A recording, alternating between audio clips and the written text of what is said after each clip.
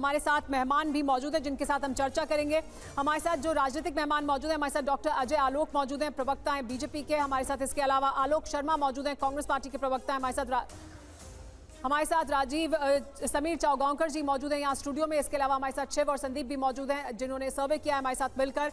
लेकिन सबसे पहले हमारे साथ आलोक शर्मा जी मौजूद हैं। आलोक शर्मा जी, अभी तक हम आगे और तमाम सीटें भी दिखाएंगे कहाँ किस तरह की स्थिति बनती हुई दिखाई दे रही है, लेकिन अभी तक जो हमने दिखाए हैं आंकड़े पूर्वोत्तर के और असम के, वहाँ बहुत बदलती हुई तस्वीर नहीं दिख रही है। क्या इसके पीछे आपको वजह फिलहाल दिखाई देती है?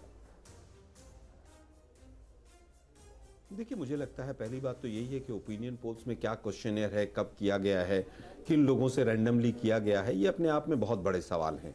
और ओपिनियन पोल जो कंपनियां कर रही हैं और तमाम जो पुराने हिस्ट्री भी देखी गई है, उन कंपनीज के मालिक और तमाम लोग किस तरफ इंक्लाइंड हैं, बहुत सारे सवाल हैं। अगर इस पूरे ओपिनियन पोल में आप कांग्रेस को जीता हुआ भी दिखाएं, तब भी मैं कहूँगा कि ओपिनियन पोल अपने आप में एक खेल है, और खेल है साइकोलॉजिकल गेम है, बीजेपी खिलवाती है। और पूरी तरह से ओपिनियन पोल जैसे इलेक्ट्रोल बॉन्ड का कांड है, वैसा ही एक कांड नजर आता है।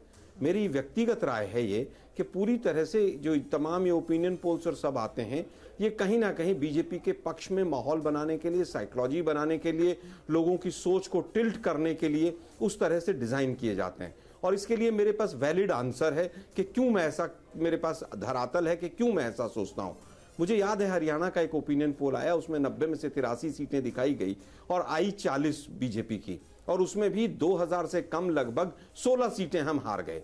उसके बाद अगर आप तमाम देखें ओपिनियन पोल में, कर्नाटक में 4 ओपिनियन पोल थे, चारों बिल्कुल अलग अलग थे। जिस तरह से एक मैं नाम नहीं लेना चाहूंगा चैनल का, गुजरात में 2200 का सैंपल साइज लेके और सबके, एक मिनट में अपनी बात पूरी कर लूं। जी बोलिए, बात पूरी कर लीजिए। गौरव जी, मैं अपनी बात, 2 सेंटेंस है फिर आप बोलिएगा। हाँ, मैं कहूंगा कि 2200 लोगों का सैंपल साइज लेकर एक यहीं के नोएडा के न्यूज चैनल ने क्या किया कि उसमें ये जाति उसको देगी, ये धर्म उसको देगा, ये उसको देगा, ये उसको देगा। तो मुझे लगता है कि कहीं ना कहीं इनके अंदर बहुत त्रुटियां हैं। ठीक है, हर तरह की क्वालिटेटिव भी और क्वांटिटेटिव भी। इसलिए ओपिनियन पोल एक इंडिकेशन हो सकते हैं किसी भी चर्चा के लिए, चर्चा के लिए। लेकिन मैं आप जिन ओपिनियन पोल्स की बात कर रहे हैं, मैं अपने ओपिनियन पोल के बारे में तो आपको बता सकता हूं ना सर। 20 लाख का सैंपल साइज है, 1000-2000 का नहीं है। दूसरा, आप जिन ओपिनियन पोल्स की बात कर रहे हैं, मैं उसके बारे में कोई गारंटी नहीं ले सकता। लेकिन हमारे ओपिनियन पोल में हमने ऐसे भी ओपिनियन पोल किए हैं जहां पर हमने बीजेपी की विपक्षी पार्टियों की सरकारें राज्य चुनावों में बताई हैं और वो हुआ है। पश्चिम बंगाल उसका उदाहरण है। तो हो सकता है आपकी बात अपनी जगह सही हो, लेकिन कम से कम अपने ओपिनियन पोल की गारंटी हम ले सकते हैं। आलोक जी अभी आप बने रहिए हमारे साथ, क्योंकि हम तो अभी पूरी यात्रा की बात करेंगे, इस यात्रा की भी बात करेंगे, पिछली यात्रा की भी बात करेंगे, और फिर आप आखिर में अगर तब भी ऐसी बात कहें तो फिर उसके बारे में बात कर सकते हैं। लेकिन सर, हमारे एक दर्शक हैं, मैं आपको इस वजह से रोक रही हूँ क्योंकि वो गाजीपुर से हमारे साथ हैं, अश्विनी कुमार, वो अपनी सीट का हाल जानना चाहते हैं। साथ ही हम अपने दर्शकों को यह भी बता दें कि हम आपकी सीट के बारे में, अगर आप जानना चाहते हैं कि वहां क्या स्थिति है हमारे ओपिनियन पोल के मुताबिक, तो आप फोन कर सकते हैं, आप ऑनलाइन इसके बारे में बात कर सकते हैं। तो झारखंड का ओपिनियन पोल दिखाया जाए, गाजीपुर, यूपी।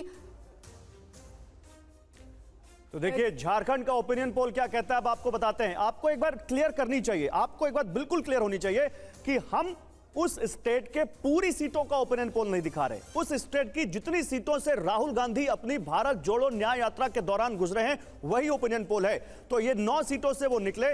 बीजेपी इसमें से 8 जीत सकती है और कांग्रेस को 1 सीट मिल सकती है झारखंड में। ये राहुल गांधी की भारत जोड़ो न्याय यात्रा के रूट में पड़ने वाली लोकसभा सीटों का ओपिनियन पोल है, जिसमें से अभी 20 में से 14 एनडीए को जा सकता है, 5 इंडिया को और 1 अदर्स के पास जा सकती है। जो अभी तक 89 में से 20 सीटों का सर्वे हमने आपको दिखाया है, पोलस्ट्रैट का और पीपल्स इनसाइट का। जी हाँ, झारखंड के बाद हम अगले राज्य के रुख करेंगे, वहां की सीटों के बारे में बताएंगे। लेकिन जैसा कि गौरव ने भी बताया, इस बात को जरूर ध्यान रखें, हम 89 सीटें, वो 89 सीटें जहां से राहुल गांधी की यात्रा गुजरी, उसके बारे में बात कर रहे हैं, और 20 सीटों का आंकड़ा अभी तक हम आपके सामने रख चुके हैं। हमारे साथ अजय आलोक जी मौजूद हैं। अजय आलोक जी, देखिए ये जो यात्रा, अजय आलोक जी हमारे साथ अभी नहीं मिले, लेकिन हमारे साथ समीर चौगांवकर जी मौजूद हैं। समीर चौगांवकर जी, भारत जोड़ो न्याय यात्रा में अभी तक जो सीटें हमने दिखाई हैं उस पर बहुत बदली हुई तस्वीर नहीं दिखाई दे रही है, तो क्या इसको ऐसे माना जाए कि बहुत प्रभाव नहीं हुआ है, या जिस तरह का प्रभाव कि क्या भारत जोड़ो न्याय यात्रा की भारत जोड़ो यात्रा से तुलना की जाए, क्योंकि उसके दौरान बहुत असर देखा गया था? देखिए, मुझे लगता है कि अभी तक जो आपने दिखाया, जिसके अंदर आसाम का आपने दिखाया, पूर्वोत्तर के कुछ राज्यों का दिखाया और झारखंड का दिखाया है, मुझे लगता है भारतीय जनता पार्टी यहाँ पर भी बहुत अभी स्ट्रांग है। हालांकि झारखंड के अंदर हेमंत सोरेन के जेएम के साथ कांग्रेस वहाँ पर सरकार में, भारतीय जनता पार्टी की वहाँ सरकार नहीं है, लेकिन जिस तरीके से जेएम का वहाँ पे करप्शन आया, हेमंत सोरेन जेल के अंदर गए, चंपई सोरेन मुख्यमंत्री बने, मुझे लग रहा है उसके बाद भारतीय जनता पार्टी को उसका वहाँ बेनिफिट होना तय है। और जहाँ तक आसाम की बात है, वहाँ हेमंत विश्व शर्मा ने जिस तरीके से वहाँ पूर्वोत्तर के पूरे राज्यों के अंदर और आसाम के अंदर जिस तरीके से भारतीय जनता पार्टी को मजबूत करने का काम किया है, जिस तरीके से उन्होंने सीएम रहते डिलीवर किया है, मुझे लग रहा है उसका फायदा भारतीय जनता पार्टी को मिलता रहेगा। राहुल गांधी की यात्रा का बहुत ज्यादा फायदा मुझे नहीं लगता कि आसाम में और झारखंड में होने लेकिन वाला है। भारत जोड़ो यात्रा का तो असर दिखा था और उसका उदाहरण है कर्नाटक और तेलंगाना जैसे राज्य।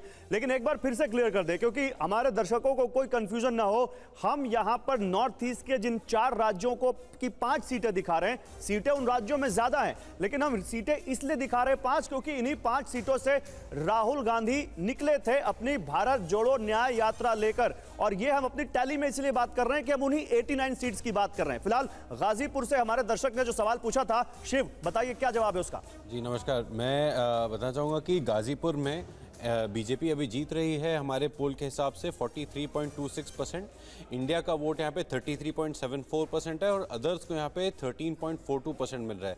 लेकिन यहाँ पे गौर देने की बात यह है कि यहाँ पे जो अनडिसाइडेड वोट है करीबन 9.5% के अराउंड है। तो गाजीपुर की जो शक्ल है, जो इसका रिजल्ट है वो बदल सकता है, क्योंकि 10% का वोट काफ़ी है इस सीट को बदलने के लिए इंडिया की तरफ।